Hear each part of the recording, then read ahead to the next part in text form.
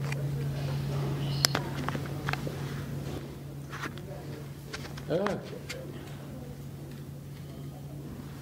was kind of curious, first of all, why come to Joplin and speak to a group of college kids? Well, I'd like to get the youth involved. I was very disturbed on the day of the election when I worked the polls, and very few people under 50 years old. And this isn't my first time to speak to the students here at Joplin. I was here before the primary, and so glad to be back. And we were in Joplin all day. We were in Joplin all day last Friday, so there's a lot of concern, I think, in the Joplin area when you have a representative that's going to be out of the Springfield area that they not, remember the folks in the western end. And I worked very hard last year, and I think that's something that helped me because I think we have pretty good vote totals down here.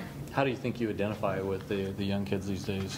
Oh, I think I've always been a kid at heart, and I've got two daughters, 21 and 24, so I think that I can identify with them pretty well. I kind of know, what they're going through and what my daughters have gone through. So.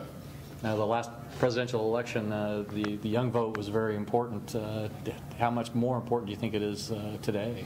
I think it's going to be very important. I think that the thing that we need to realize is we need to turn out the vote because there's a lot of things that have been in people's minds settled. A lot of state rep races have been settled. A lot of courthouse races have been settled.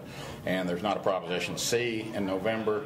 So, we're just trying to let people know that this race is not over. My race is not over. Roy Blunt's race is not over. We're going to run like we're 10 points down. Are you impressed with maybe how these young people might be informed these days? Oh, sure. Yeah, this was a large crowd here today. It's probably twice as big as the one I spoke to last time I was here, so it's good to see them engaged. We want to keep them engaged. And something I was real impressed with in the primary, the volunteers we had a lot of high school kids come in, which are younger than, of course, the college kids. And when we had them come in, they'd start their first day or two, and they were a little bit nervous. They, wouldn't want to make calls. And for the third day, they were rocking and rolling, and they couldn't wait to get on those phones and really got engaged in the process, and that's great to see. What do you think maybe is the top issue that they do discuss with you? The what? What topic? What's the main one topic? I think the debt is the main thing people are concerned about. They hear their parents talking about. Used to be we said, we're spending our grandchildren's future. And then we said we're spending our children's future. And now, the reality of life is we're spending our future. We need to get things turned around in a hurry. We need to repeal and replace Obamacare. That's number one. People are not working in this country. And they say, why can't we get jobs?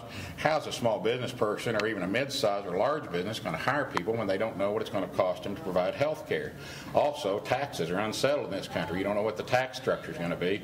You don't know if they're going to continue the Bush tax cuts or do away with them. The death tax at the end of the year, people are still going to have to borrow $1 million when Dad dies to save the family farm. So we've got a lot of issues that need to be dealt with by people that don't care about re-election, and I'm one of those guys. I'm 55 years old. I don't have a long political future. I'm going up there to do the right things for the right reasons.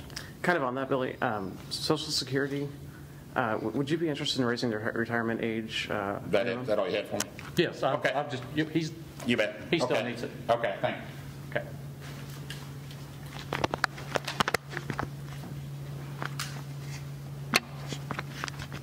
Thank you, sir. Yep. Did you have anything on Social Security? Thank you.